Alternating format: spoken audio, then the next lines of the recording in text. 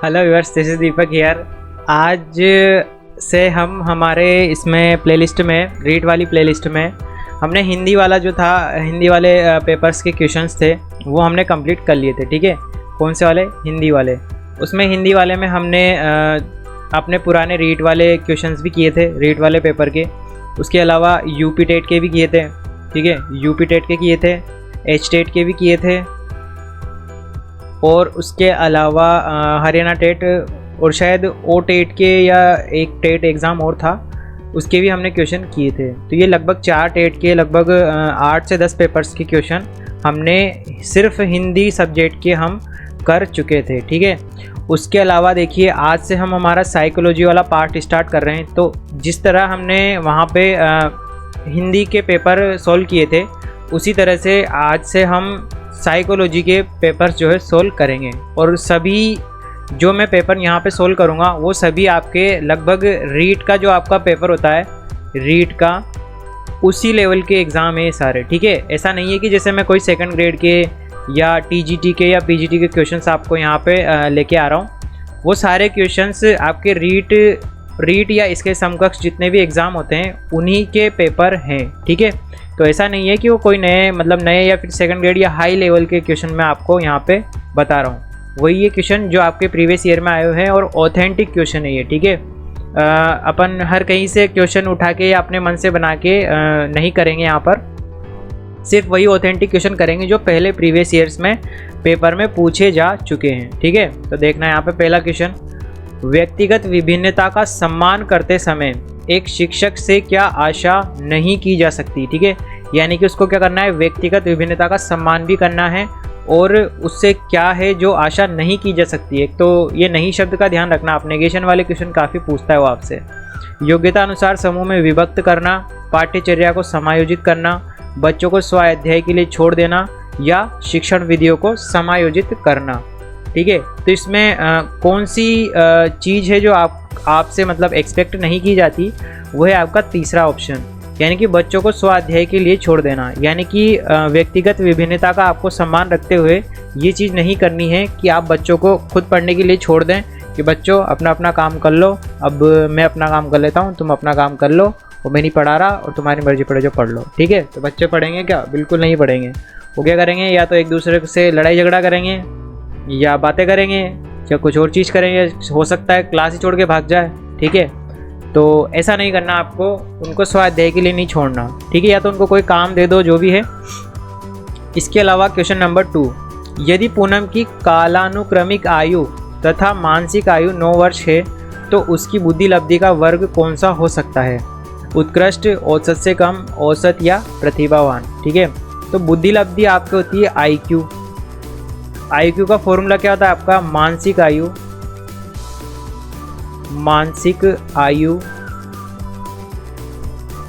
Upon शारीरिक आयु, मानसिक आयु अपॉन शारीरिक आयु इंटू में 100 आता है आपका। ठीक है, यानी कि mental age upon physical age into 100।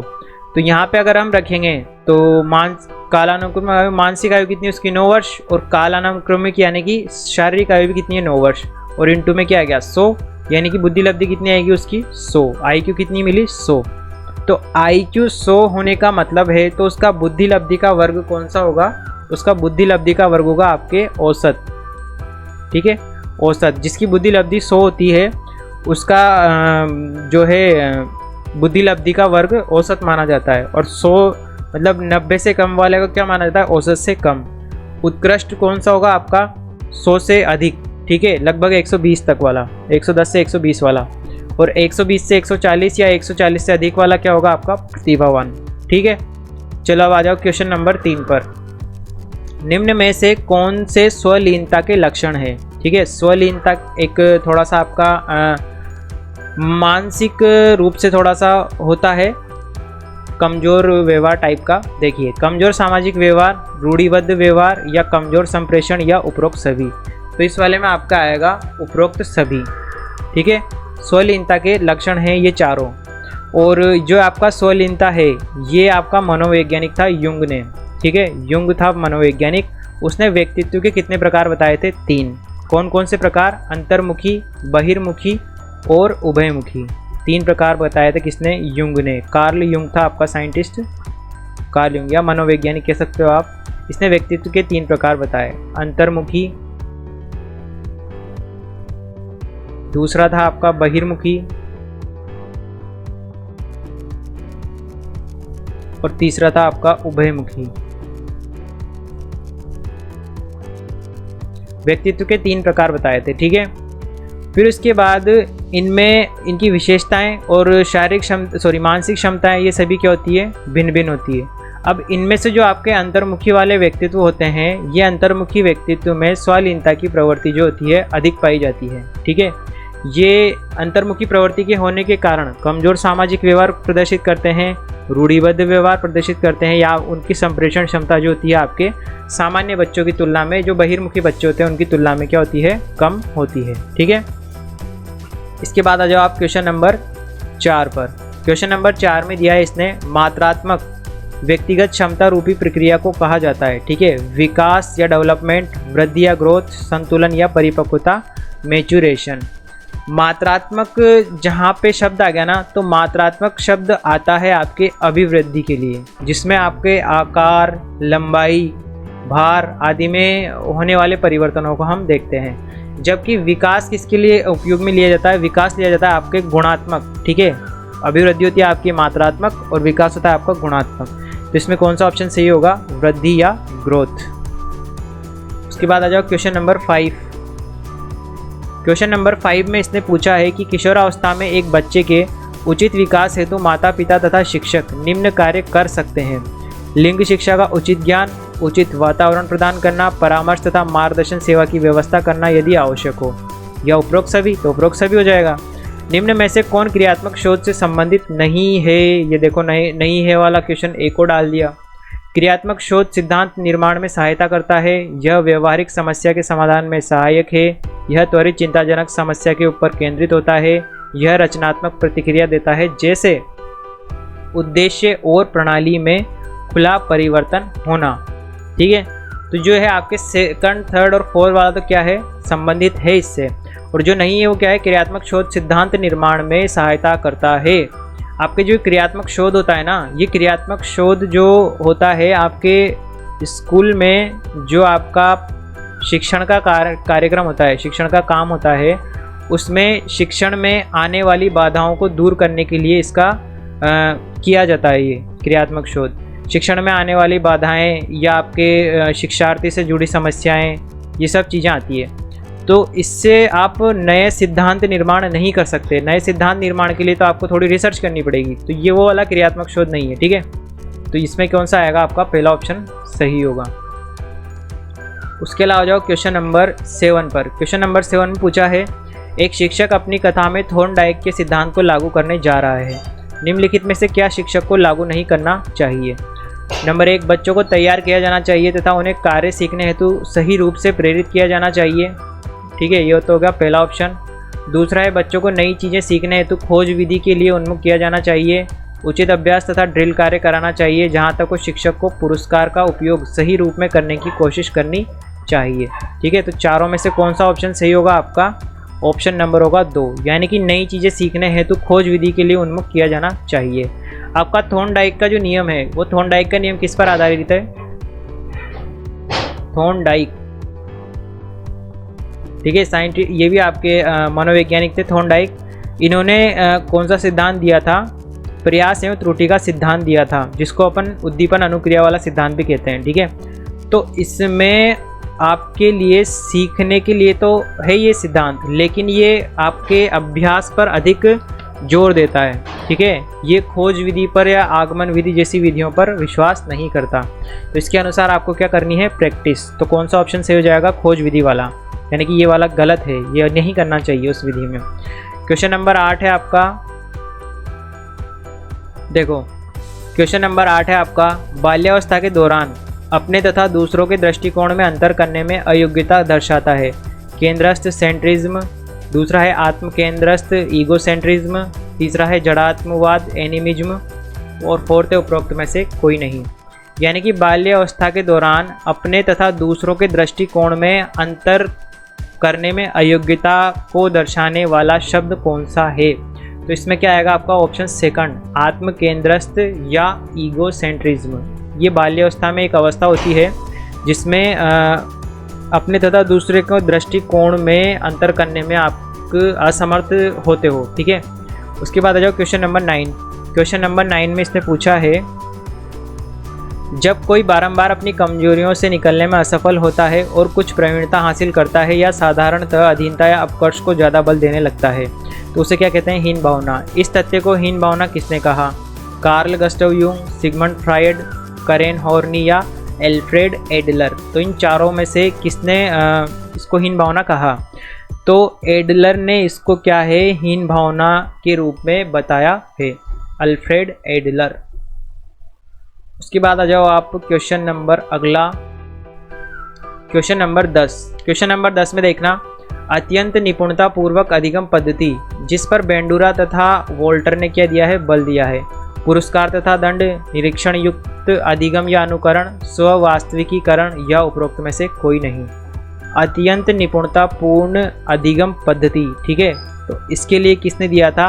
Bandura तथा वॉल्टर ने। ठीक है, तो ये आ जाएगी आपके निरीक्षण युक्त अधिगम या अनुकरण। निरीक्षण युक्त अधिगम या अनुकरण जो है आपका सामाजिक अधिगम का सिद्धांत दिया था इन्होंने। कौन सा सिद्धांत दिया था?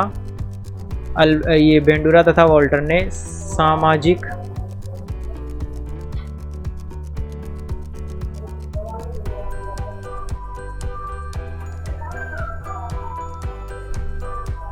अधिगम का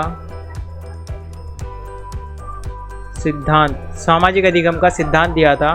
तो उसके अंतर्गत आपको ये बताया गया था। उसके बाद देखो क्वेश्चन नंबर 11। क्वेश्चन नंबर 11 दे रखा है इन्होंने, शिक्षा के अधिकार अधिनियम के अंतर्गत निम्न में से क्या शिक्षक के कार्य नहीं माने गए हैं?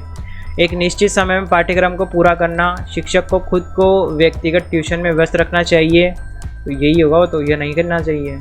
विद्यालय के लिए नियमितता बनाए रखना चाहिए तथा समय का पाबंद होना चाहिए। प्रत्येक बालक की अधिगम क्षमता को समझकर उसकी ज़रूरत के अनुसार उन्हें अतिरिक्त अनुभव प्रदान करना चाहिए। तो ये क्या होगा आपको? ट्यूशन वाला जो जाएगा आपका नहीं करना चाहिए। उसके बाद आ जाओ, फ्रायड की अनुशंसित व्यक्तित्व की बनावट के अनुसार निम्न में से कौन मूलभूत तीव्र इच्छा के उठने के साथ ही तुरंत तथा अनैच्छिक रूप से सभी नियम तथा जीवन की सत्यता तथा नैतिकता की अवहेलना करते हुए संतुष्ट करता है? परा अहम, अहम तथा परा अहम, इदम और अहम। तो ये जो है फ्रायड का जो इससे रिलेटेड क्वेश्चन है, ये आपको हर पेपर में पूछने को मिलता है। सिगमंड फ्रायड का मनोविश्लेषणात्मक सिद्धांत, कौन सा सिद्धांत है ये? सिगमंड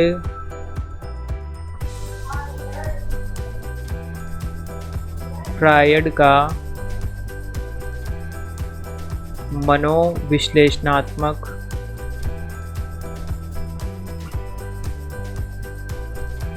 सिद्धांत। सिगमंड फ्रायड का मनोविश्लेषणात्मक सिद्धांत जो है आपका, ये उसमें बताया गया है, 3 अवस्थाएं बताई है, इड, ईगो और सुपर ईगो। इसी को हिंदी में बोलते हैं इदम, अहम और परा अहम। तो इससे रिलेटेड एक क्वेश्चन आपको हर पेपर में मिलेगा, ठीक है। ये इसी में नहीं है, लगभग हर टेट एग्जाम में ये आपको काफ़ी इंपॉर्टेंट वो है, क्या कहते हैं, सिद्धांत। तो इससे एक क्वेश्चन पूछता है। तो यहाँ पे हमारे इसमें कौन सा ऑप्शन सही होगा? इसमें आपका थर्ड ऑप्शन जो है सही होगा, ठीक है। तो कौन नैतिकता की अवहेलना करेगा? आपका इदम। निम्न में से किस तकनीक के अंतर्गत एक बच्चा किसी चीज़ को हासिल करता है जिसे बाद में वह अपने इच्छुक चीज़ें, कार्य या लाभ में क्या कर सकता है? बदल सकता है। टोकन इकोनॉमी, गठन करना, अप्रकट संवेदीकरण या विलोपन। तो ये किस में आ जाएगा? आपका टोकन इकोनॉमी में। तो इस तकनीक के अंतर्गत क्या करेगा बच्चा? आपका किसी चीज़ को हासिल करेगा और उसे दूसरी चीज़ों में या कार्यों में रूपांतरित कर लेगा। जैसे किसी बच्चे ने कहा अपने पापा से कि मैं अगर पास हो गया या फिर मैंने 80% बनाई तो आप मुझे साइकिल दिला देना या बेड दिला देना, जो भी है। तो ये टोकन इकोनॉमी हो जाएगा। 14 देखिए, समायोजन प्रक्रिया के दौरान विद्यार्थीगण बहुत सी विरोधाभासी परिस्थितियों से गुजरते हैं। उदाहरण स्वरूप एक विद्यार्थी शिक्षक के सामने अपनी गलतियों को स्वीकार करना चाहता है, पर इसके साथ ही वह शिक्षक द्वारा दंडित होने से भी डर रहा है। निम्न में से किसके सापेक्ष इसे अच्छी तरह समझाया गया है? पद्धति विरोधाभासी, वर्जन विरोधाभासी, पद्धति वर्जन विरोधाभासी, या उपरोक्त में से कोई नहीं। तो समायोजन की प्रक्रिया जब होती है आपकी, तो समायोजन की प्रक्रिया के दौरान ये है आपका, जैसे एक परिस्थिति तो ये है कि शिक्षक के सामने अपनी गलती को स्वीकार करना। तो स्वीकार करना तो कैसी है? पॉजिटिव, यानी कि वो सही सोच रख रहा है, मतलब अच्छा काम करने की सोच रहा है। लेकिन इसके साथ ही वह शिक्षक द्वारा दंडित होने से क्या रहा है? डर रहा है, यानी कि नेगेटिव सेंस में आ रहा है उसके, ठीक है, यानी कि दंड मिलना है उससे। तो उसको अच्छा भी महसूस हो रहा है और उसे दंड का डर भी लग रहा है, ठीक है। तो इसमें क्या आ जाएगा? पद्धति वर्जन आ जाएगा आपका, ठीक है, पद्धति वर्जन, यानी कि उसको सत्य भी बोलना है लेकिन उसे डर भी लग रहा है, ठीक है। उसके बाद आ जाओ आप अगले क्वेश्चन पर। अगला है क्वेश्चन नंबर 15। क्वेश्चन नंबर 15 में इसने पूछा है कि एक 5 वर्ष के बच्चे में दूसरों के प्रति प्रतिक्रिया तथा संप्रेषण में कमी है तथा असामान्य व्यवहार को बारंबार करता है। इस तरह के लक्षण किस चीज़ का प्रतीक है? श्रवण बाधितता, शैशव स्वलीनता, शैक्षिक पिछड़ापन, या अधिगम अक्षमता। तो ये आपके किस प्रकार के लक्षण होंगे? ये होंगे आपके शैशव स्वलीनता के। अभी शैशव स्वलीनता का अपन ने एक क्वेश्चन और किया था जिसमें आपके संप्रेषण की कमी या सामान्यतः जिसमें स्वलीनता प्रदर्शित करते हैं ना, वो कैसे प्रवृत्ति के बच्चे होते हैं? आपके अंतर्मुखी प्रवृत्ति के बच्चे होते हैं, ठीक है, अंतर्मुखी प्रवृत्ति के बालक। अंतर्मुखी प्रवृत्ति के बालक आपके शैशव स्वलीनता को क्या करेंगे? प्रदर्शित करेंगे। उसके बाद आ जाओ क्वेश्चन नंबर 16 पर। 16 में इसने दिया है किशोरावस्था की ऐसी आदत जिसमें स्वयं को भूखे रखने की प्रवृत्ति होती है तथा यह ज़्यादा बालिकाओं में पाई जाती है, ऐसी अवस्था को कहा जाता है, ठीक है। तो एनोरेक्सिया नर्वोसा, डेलीरियम ट्रेमेंस, स्वलीनता, डाउन सिंड्रोम। तो ये क्या आ जाएगा आपका? एनोरेक्सिया नर्वोसा, जो कि आपको जनरली लगभग सभी घरों में देखने को मिल जाती होगी, ठीक है।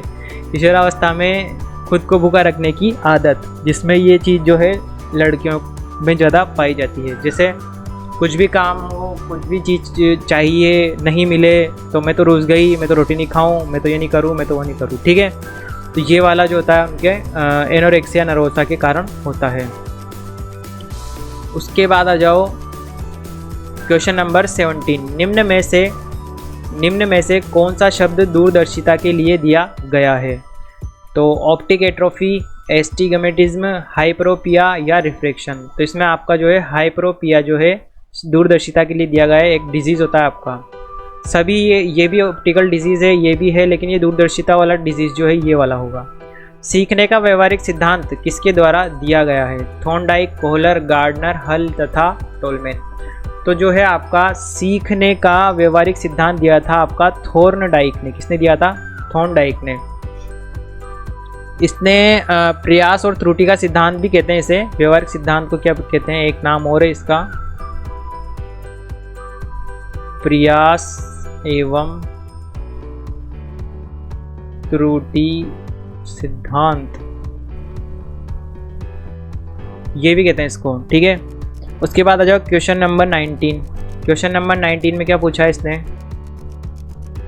निम्न में से कौन सी संस्था प्रशिक्षण नियमावली तथा कार्यक्रमों का विकलांगता पुनर्वास के क्षेत्र में भारत में क्रियान्वयन करता है?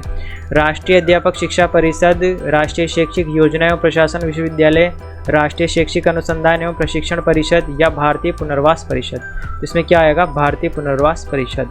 एक विशेष स्तर पर बच्चे मौलिक तर्क का प्रयोग करना शुरू कर देते हैं तथा सभी प्रकार के प्रश्नों का उत्तर जानना चाहते हैं। पियाजे ने इसे अंतर्ज्ञान कहा है। पियाजे के अनुसार निम्न में से कौन से चरण का यह अर्थ होगा? साकार संचालन, पूर्व संचालन, औपचारिक संचालन, या इनमें से कोई नहीं, ठीक है। तो इसमें से सही आंसर कौन सा होगा आपका? पूर्व संचालन, ठीक है। बच्चे क्या कर रहे हैं? मौलिक तर्क का प्रयोग करना शुरू कर देते हैं, ठीक है। मौलिक तर्क संगत चीज़ों के बारे में बात करना स्टार्ट कर देंगे, और ठीक है, इसी को क्या कहा पियाजे ने? अंतर्ज्ञान। और नीचे आ जाओ। अधिकांश बच्चे प्रथम सार्थक शब्द किस आयु में बोलते हैं? 3 महीने, 6 महीने, 35 से 40 महीने या 10 से 13 महीने? तो यह आएगा आपका 10 से 13 महीने में अधिकांश बच्चे जो होते हैं अपना सार्थक शब्द बोलने लगते हैं, जो कि होते हैं मामा, पापा, बाबा, चाचा। होंगे आपके परिवार में छोटे बच्चे, तो आप उन पे प्रैक्टिकल करके देख सकते हो। उसके बाद आ जाओ, बहुबुद्धि सिद्धांत के जनक कौन है? वाइगोत्स्की, ब्रूनर, अल्फ्रेड बिने या गार्डनर? तो बहुबुद्धि सिद्धांत दिया था आपका हावर्ड गार्डनर ने। ठीक है, इसने दिया था हावर्ड गार्डनर का बहुबुद्धि सिद्धांत।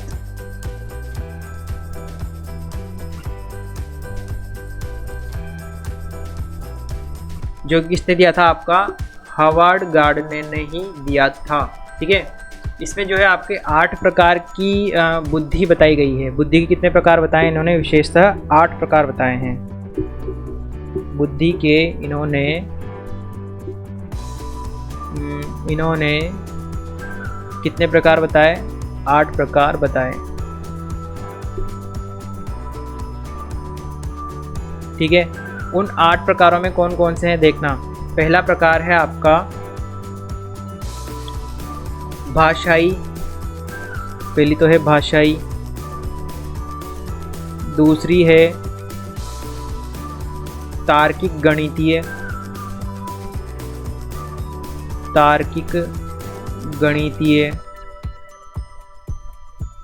तीसरी है आपकी स्थानिक।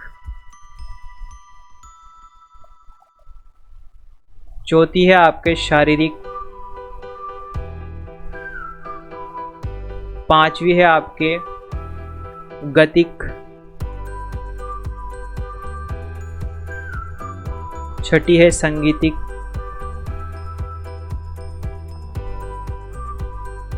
और अगली है अंतः पारस्परिक।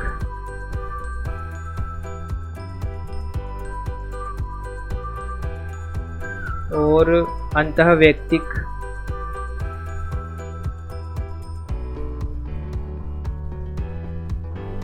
और एक है नैसर्गिक।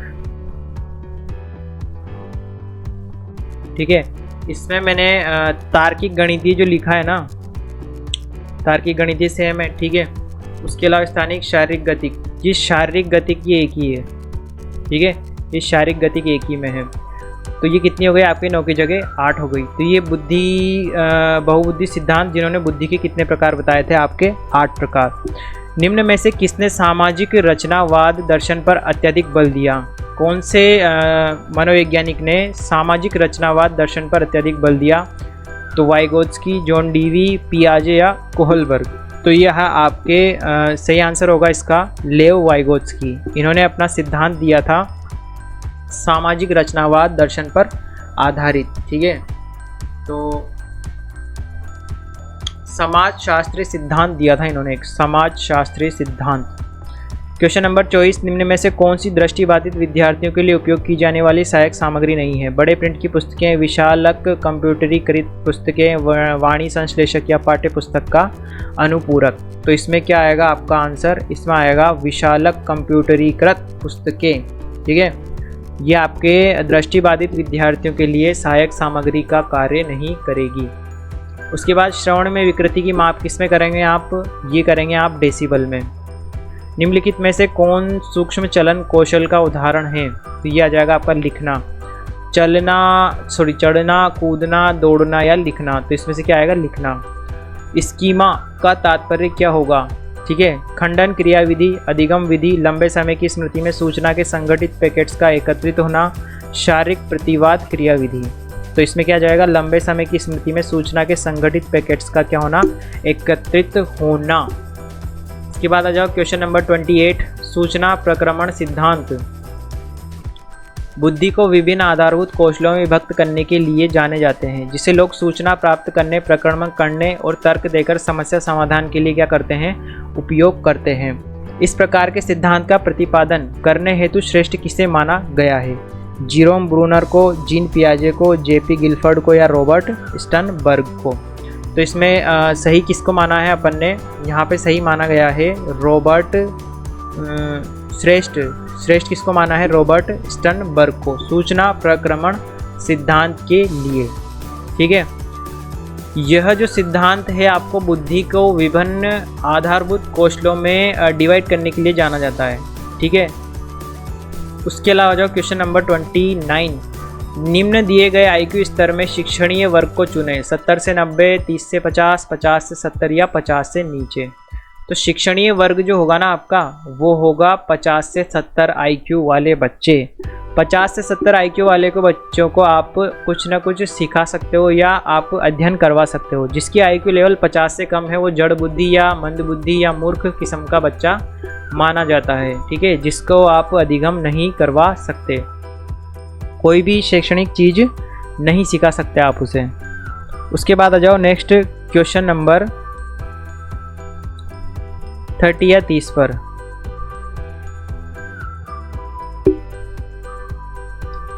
क्वेश्चन नंबर 30 में दिया इसने आनुवांशिकता की इकाई है क्रोमोसोम, निषेचित अंडा, जीन या युग्मनज।